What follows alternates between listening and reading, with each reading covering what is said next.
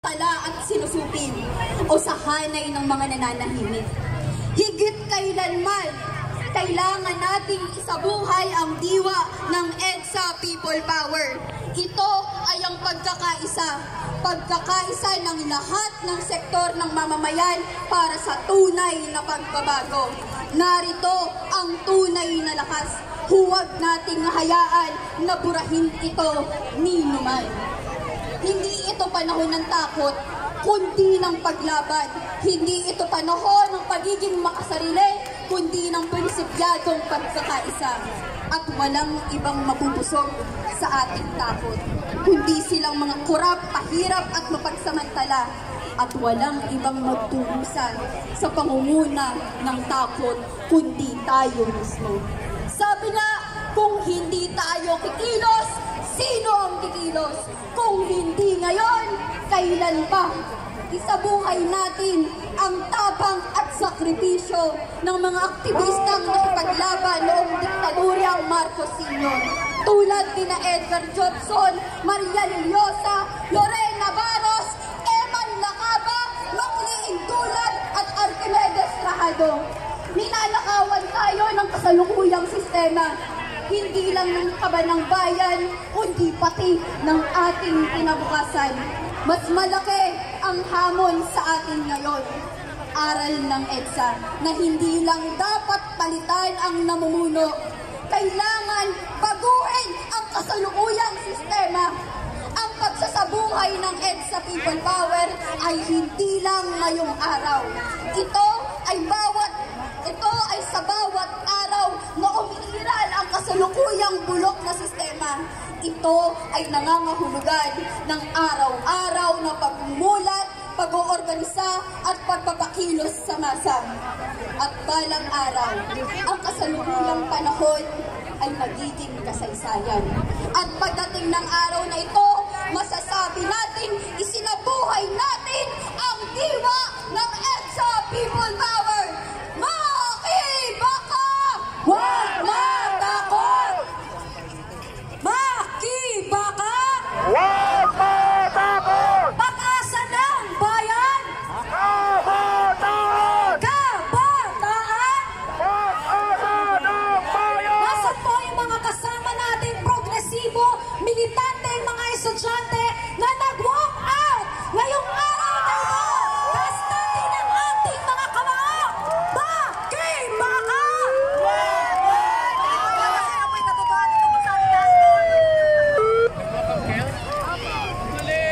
Ayusin muna natin! Makibaka! Huwag matakot! Makibaka! Nasaan mo yung mga estudyante mula sa Philippine Christian University? Sigaw naman po tayo! Mula naman sa St. Scholastica's College! Adamson University! De La Salle University, St. Benil! Ayan, napakataas ang energy! Siyempre, ang main campus ng De La Salle University! Nasaan naman ang mga scholar ng bayan na talagang nag-walk out? University of the Philippines! Nasaan na ang mga palaban mula sa Santa Mesa, ang Polytechnic University of the Philippines? Basta mo ang pagpupugay sa mga future na guro ng bayan sa Philippine Normal University! Ngayon naman, pakinggan po natin mula sa Umalahocan, gawin natin ang panata ng bayan, muli ang Umalahocan, palakpakan po natin sila. Ayusin muna natin ang ating election Artista system! ng bayan! Ngayon ay lumalaban! Ang tayang bayan! Scholar ng bayan! Ngayon ay lumalaban! Mga kasama, kami po ang Umalahocan Incorporated mula sa Timog Katagalugan. At inaanyayahan po namin kayo Nasaksihan ang pagtanghal ng Umalahocan sa gitna ng kaling ito.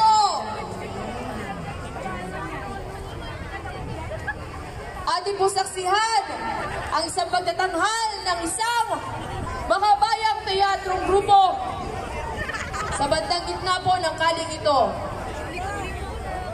Ang tao! Ang bayan! Ngayon ay lumalaban! Ngayon ay lumalaban! Ang tao! Ang bayan! Pero ayusin muna natin ang ating election system! Minadaya tayo! Boycott Miro election system! Artista ng bayan! Ngayon ay lumalaban! Ngayon ay lumalaban! Artista ng bayan! Timog Katagalugan! Tuloy-tuloy ang laban! Tuloy-tuloy ang laban! Timog Katagalugan!